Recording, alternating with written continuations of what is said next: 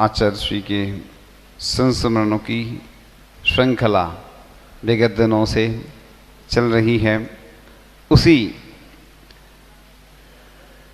संस्मरण की श्रृंखला के अंतर्गत एक नए संस्मरण के साथ कि एक विराट स्वरूप विद्यासागर एक पुस्तक है, उसमें एक बहुत अच्छा लेख आया है कि लोगों के मन में एक विकल्प आता है कि जब पंच कल्याणक आदि होते हैं तो कई बार ऐसा संकेत प्राप्त होता है कि जो पंच कल्याणक के निमित्त से जो भी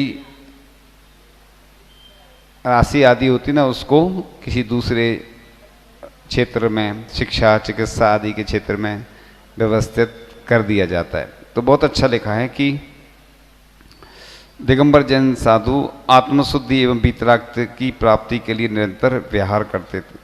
और ये तो जो परिभाषा आदि दी है, उसके बाद एक और बहुत अच्छा कि प्राचीन मंदिर जीर्णोद्धार करने से 8 नए मंदिर बनवाने का पुण्य प्राप्त होता है। यानी प्राचीन मंदिर जो होते ना, उसका जीर्णोद्धार कराओ तो 8 नए मंदिर बनाने का पुण्य का अर्जन होता है। जिसने लिखा है उसके अनुसार बता रहे हैं।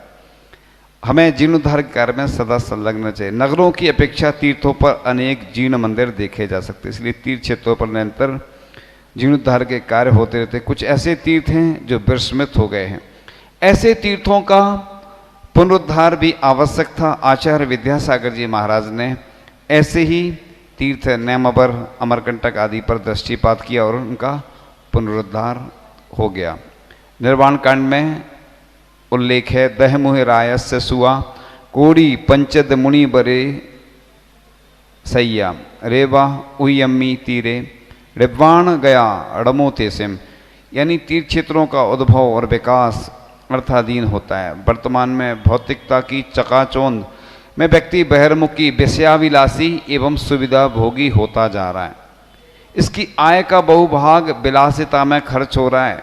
हमने भी कई बार बताया हो रहा है। इसकी आय का बहुभाग विलासिता में खर्च हो रहा है। इससे वर्तमान में समाज की दृष्टि तीर्थ क्षेत्रों में कम गतिमान है। धर्मात्मा के नाम पर उत्सव प्रियता बड़ी है। महंगे खर्च से कार्य करने की शैली फल फूल रही है। लोग भी रुचिपूर्वक धन खर्च करते हैं, जो प्रायः 50% उपयोगी और आवश्यक स्थानों में खर्च होता है। ऐसे समय में युग निर्माता, युग दृष्टा आचार्य विद्यासागर जी महाराज ने अपनी दूरदृष्टि और अनुभव के आधार पर समाज को मार्गदर्शन दिया कि बड़े आयोजन महोत्सवों की आय यदि जैन धर्म संस्कृति संरक्षण और श्रमण संस्कृति के संरक्षण के उन्नयन में लगे तो श्रेष्ठ है। आचार्य श्री के इन वचनों को प्रमाण मानती उन्हें चरितार्थ किया गया, जिसके कारण जहां पुराने तीर्थों का संरक्षण हुआ, वहीं विस्मृत तीर्थों की स्थापना हो सकी है। ऐसे लोकोत्तर कार्यों को युगों युगों तक स्मरण किया जाएगा। धन मनोमालिन्य का प्रथम सोपान कहा गया है।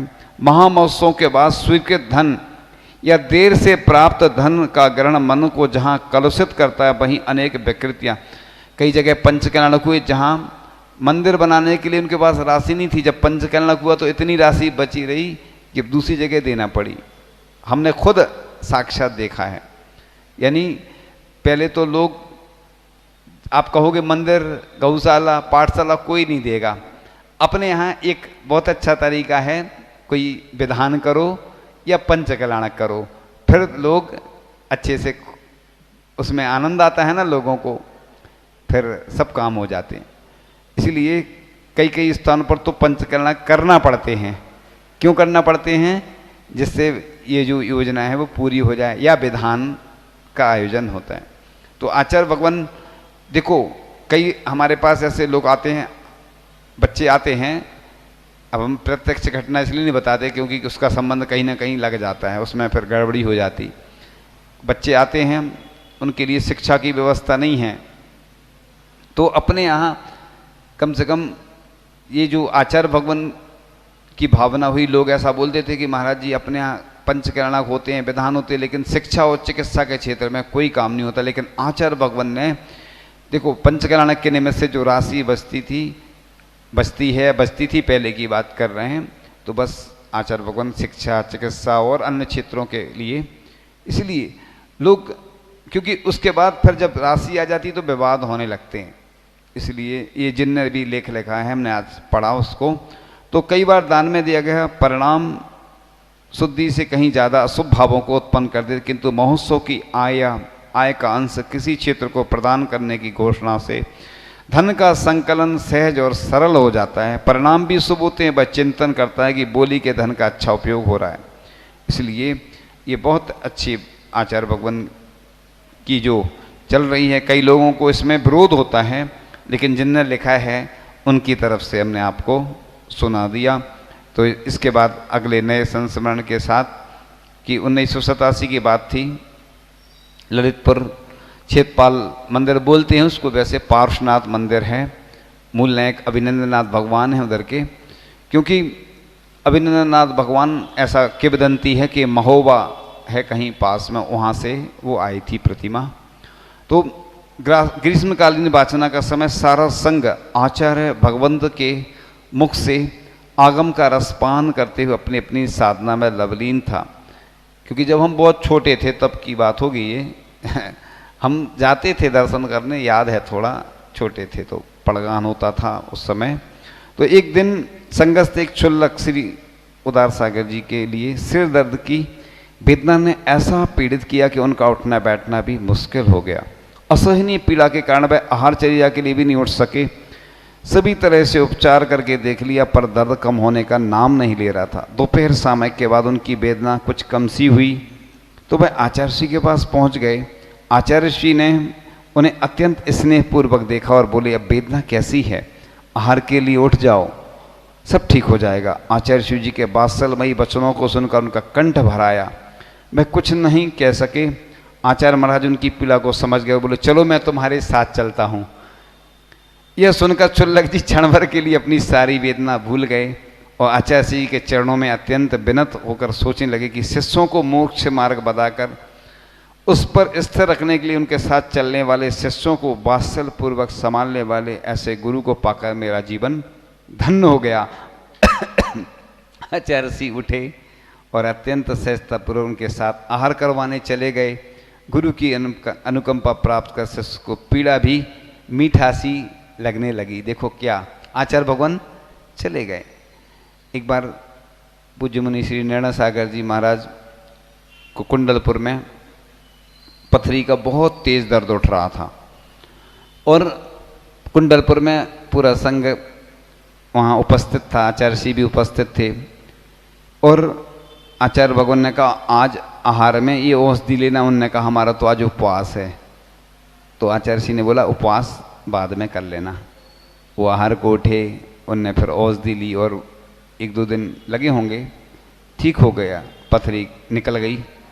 तो देखो आचार्य महाराजों को कभी कोई रस त्याग कर देता है। जैसे कोई दक्षिण से आएगा, उधर गेहूँ, उधर चावल ज़्यादा चलता, ज्वार ज़्यादा चलती, तो उधर वो लेता, गेहूँ कम चलता है। इधर आएगा तो वो इधर गेहूँ लेने लगेगा, वो त्याग कर देगा। ऐसा आचार्य भगवान को पूरा अधिकार होता है कि शिष्य को कैसे संभालना। इसलिए कई बार आप लोग ऐसा विकल्प नहीं किया करें, महाराज जी ने तो लिया था और अब ले नहीं रहे। महाराज कब त्याग कर दे, खड़े खड़े त्याग भी कर सकते, ले भी सकते। गृहस्थों की बात अलग होती है, गृहस्थों को महाराज से नियम लेना पड़ता है या भगवान के सामने ले लेते जब महाराज नहीं होते। लेकिन मुनि महाराज की स्थिति परिस्थिति अलग रहती है। अब मान लो महाराज जी कोई ऐसी वस्तु ले रहे, उसमें कंकड़ आ गया तो क्या अंतराय कर देंगे? नहीं, कंकड़ को दबा लेते, अलग कर देते। कि उत्कृष्ट मध्यम जगन 3 प्रकार के होते, तो कंकड़ या बीज को दबा सकते हैं क्योंकि वो उतना अशुद्ध नहीं होता ना, इसलिए उसको अंतराय तो है लेकिन अंदर नहीं ले जा सकते ना बाहर कर सकते, तो उसको दबा लेते। तो कई बार महाराज जी हो सकता है कि दूसरी चीज़ लेने लगे, अब तुमको महाराज जी ने तो लेनी थी। तो इसलिए जो लोग नहीं समझते हैं उनके लिए बताना आवश्यकता है। चूँकि भले ही इधर कम लोग सुनते, लेकिन देश दुनिया में तो पूरे लोग सुनते हैं, बात पहुंचती है, तो इसलिए सबको बताना भी आवश्यक होता है। क्योंकि अपने यहाँ जैन दर्शन बहुत कठिन धर्म है और लोगों को कई बातें मालूम नहीं होती। कई लोग तो ऐसे ही बोलने लगते, कुछ भी बोलने लगते ना लोग, किंवदंती बोलते हैं ना, किंवदंती माने कुछ लोग बोलते हैं। जो चलती ना, वो बैलगाड़ी में प्रतिमा आई थी हर जगह, एक सी कहानी चलती हैं, तो कुछ ना कुछ तो हुआ होगा। हम ये नहीं कर रहे, निषेध कर रहे हैं, लेकिन मिलती जुलती रहती हैं। किंवदंती उसको बोलते हैं, किंवदंती यानी कुछ लोग बोलते हैं। तो अगले संस्मरण की कड़ी में अपन चलते हैं कि आचार्य सन 1972 में जब आचार्य श्री ज्ञान सागर जी अजमेर से नसीराबाद राजस्थान की ओर बिहार कर रहे थे, तब रास्ते में एक दिन तेज आंधी चली। उस तेज आंधी के मध्य युवा मुनि श्री विद्यासागर जी बड़े ही सुंदर दिखाई दे रहे थे, जिसे देखकर साथ में बिहार कर रहे गुरु भक्त श्री शांतिलाल जी पाटनी ने आचार्य ज्ञान सागर जी महाराज से कहा, मुनि श्री विद्यासागर जी बहुत सुंदर लग रहे हैं। आचार्य श्री ज्ञान सागर जी बोले, वे बाहर से ही नहीं अंदर से भी सुंदर हैं। आगे गायक बनकर मोक्ष मार्ग प्रकाशित करने वाले होंगे। वह आचार्य श्री ज्ञान सागर जी के भावों को नहीं समझ पाए, सो बोले, आपने मोक्ष मार्ग प्रकाशक तो उन्हें पढ़ने दिया नहीं, फिर कैसे वे मोक्ष मार्ग प्रकाशक बनेंगे। तब आचार्य श्री ज्ञान सागर जी महाराज बोले, विद्यासागर जी को क्रियाकांड पसंद नहीं है, वे अंदर सावधान रहकर चारित्र पालन करेंगे तो अपने आप मोक्ष मार्ग के प्रकाशक हो जाएंगे। ऐसे देखो, पूरा उन्हें विश्वास था, तभी तो उनको ज्ञान था, ज्योतिष का भी ज्ञान था, स्वर विज्ञान का भी ज्ञान था। पूज्य ज्ञान सागर महाराज जी प्रतिष्ठाचार्य थे, कई प्रतिष्ठाएं करवाई, यहाँ तक कि पहले प्रतिष्ठाचार आदि बहुत सारी ऐसी वस्तुएं जो सोने की सलाई होती थी, कटोरी सब ले जाते थे। फिर जब उन्होंने विरोध किया, उसके बाद बंद हुई परंपरा। पहले के प्रतिष्ठाचार, उन्होंने जब ज्ञान, उन्हें तो ज्ञान था कि सब निर्माल्य है, दोष लगता है, और फिर उन्होंने धीरे धीरे फिर लोगों ने परंपरा बंद करी। तो गुरु और शिष्य दोनों ही अलविले, उनके मध्य परस्पर में समर्पण, आस्था, विश्वास का ऐसा ताना बाना बुना था, जिससे उन दोनों का जीवन आगम की सिलाई से ऐसा अप्रतिम निर्मित हुआ, जो आज सभी के लिए आदर्श बना हुआ है। आचार्य भगवान की साधना के अनूठे उदाहरण की एक बात 1973 की चल रही थी कि ब्यावर जिला अजमेर राजस्थान की बात थी कि साड़ूमल एक विद्यालय है संस्कृत का, उधर से पंडित जी आए, पंडित हीरालाल जी शास्त्री को आचार्य श्री जी के साथ में सठखंडागम धवला पुस्तक की वाचना करने का सौभाग्य प्राप्त हुआ था। आरंभ में उन्होंने वाचना हेतु आधा घंटे का समय ही नियत किया था, पर ज्यों ज्यों वह आचार्य श्री जी की ज्ञान साधना से परिचित हुए, त्यों त्यों वह अन्यत्र से अपना समय बचा बचा कर आचार्य श्री जी के लिए देने लगे। वह आचार्य श्री जी के साथ एक आपको जानकारी दे दूं, वैसे ये पहले सठखंडागम ग्रंथ पंडित लोग पढ़ लेते थे, लेकिन जब बाद में ज्ञात हुआ कि ये ग्रंथ सिर्फ मुनि महाराज आरिका इलक चुल्लक या प्रतिमाधारी ही पढ़ सकते हैं, क्योंकि शुद्धि का ध्यान रखना पड़ता। इन ग्रंथों में कई लोगों को इसके दुष्प्रभाव पड़े हैं, चाहे वह आरिका रही हों, चाहे कोई अन्य विद्वान रहे हों, इसलिए इनका अधिकार नहीं। ये पहले की बात है, ये जानकारी देना आवश्यक है। तो उस पहले सठखंडागम की वाचना ऐसी खुले में हुआ करती थी, लेकिन जब आचार्य भगवान ने एक शायद 9वीं पुस्तक का है याद मुझे, उसमें आया था शायद शुद्धि का आया कि ये ग्रंथ सिर्फ इन लोगों को ही पढ़ना चाहिए, तो ऐसे तन्मय हो जाते तो उन्हें पता ही नहीं चलता था कितना समय व्यतीत हो गया। भाई आचार्य श्री जी की ज्ञान साधना से किस तरह प्रभावित हुए, अपनी इस अनुभूति को उन्होंने वाचना समापन समारोह में अपने वक्तव्य में व्यक्त करते हुए कहा, मैंने आचार्य महाराज के साथ स्वाध्याय किया और आचार्य महाराज से स्वाध्याय के दौरान सिद्धांत के कई नए दृष्टिकोण पाए और मुझे नए नए चिंतनों का लाभ हुआ। शुरू में सोचता था कि विद्यासागर जी जवान मुनि हैं, नए नए दीक्षित हैं, अतः कितना सिद्धांत पकड़ पाएंगे, कितनी रुचि ले पाएंगे, इस कारण में थोड़ा समय ही देता था। किंतु ज्यों ज्यों समय निकलता गया त्यों त्यों आचार्य महाराज की प्रतिभा से परिचित होता गया और मुझे एहसास हुआ कि आचार्य ज्ञान सागर जी मुनि महाराज ने 4 वर्ष के थोड़े से समय में अपने शिष्य मुनिवर आचार्य श्री विद्यासागर जी की कितनी मजबूत नींव रख दी है। किसको धन्य कहूँ, गुरु को या शिष्य को, दोनों ही आकर्षक, अनमोल और चमकदार हैं। इस प्रकार से आचार्य भगवान के लगातार संस्मरण की श्रृंखला जारी है और अगले कड़ी में कल फिर संस्मरण की श्रृंखला चलेगी भजन के साथ। विद्यासागर गाड़ी शिवपुर को जाती है, जिनको शिवपुर जाना यह उन्हें बिठाती है। बन के ज्ञान सागर से शिव सागर भी जाती, फिर वीर शांति हो के भगवन सन्मति पाती। यह चारों धामों के तीर्थ करवाती है, विद्यासागर गाड़ी शिवपुर को जाती है। यम संयम की पटरी व्रत नियम रहे टेसन, वैराग्य बराई धन जिन आगम का इंजन। गिरु शिष्य रहे डेबे 10 धर्म बताती है, विद्यासागर गाड़ी शिवपुर को जाती है। जिन रूप रहा सिग्नल सीटी तब ज्ञानमयी, सीटें समदयामयी यात्री हैं भविष्य भी। चालक विद्या गुरुवर खुद चले चलाती है, विद्यासागर गाड़ी शिवपुर को जाती है। इसका है टिकट खरा दुर्लभ सम्यक दर्शन, परिशह उपसर्गमयी रत्नात्रय आरक्षण।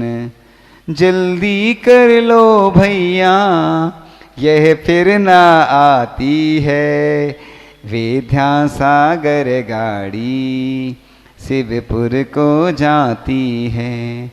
सुन सुब्रत टिकट बना जो घर में बैरागी, क्रोधी लोभी भोगी या भोजन के स्वादी।